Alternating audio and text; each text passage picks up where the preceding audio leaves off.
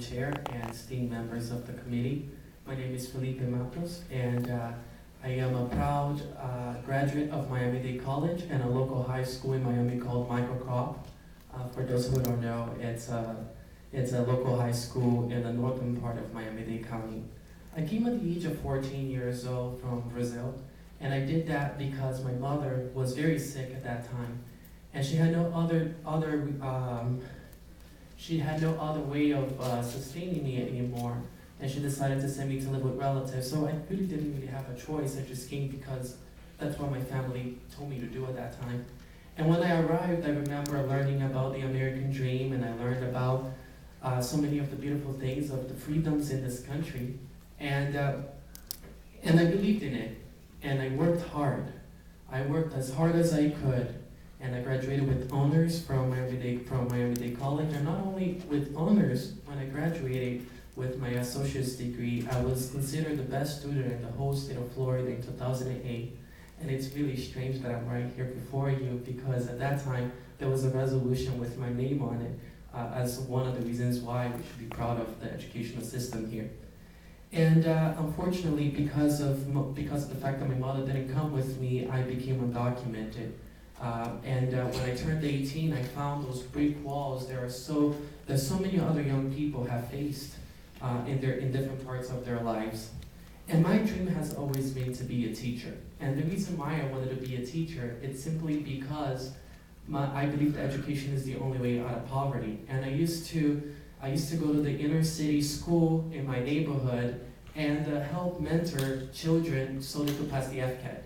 And I remember talking to different children and explaining to them why they should go to college, even though I faced so many barriers. And I walked from Miami to Washington, D.C. Last year, and I walked this very town, and I had the opportunity to speak to Senator Flores at that moment when we finally made it to Tallahassee. And all we did was to share our stories, to really show the face and the human face of this struggle, of this problem.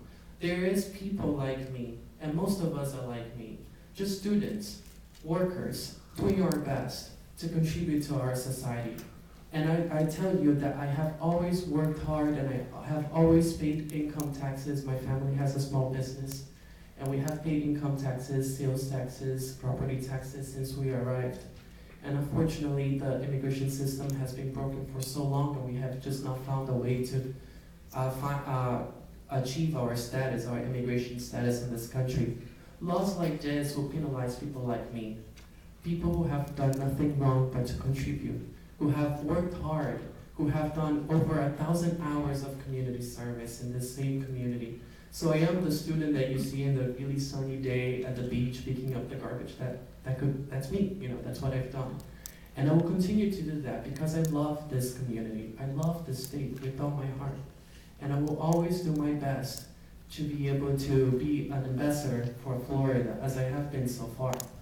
And I ask you to please consider also that there are about 5,000 students that graduate every year from high schools like me that have done nothing wrong but to study really hard and are not allowed to go to college at this moment. So please consider us as residents of this state, because we have paid taxes and we have done our best. And all we're asking is for a chance. And all we're asking is also to please, when you see me in the street, you just see me as another young man who have done nothing wrong. And unfortunately, laws like this could criminalize me as well. Thank you so much. Thank you. Next we have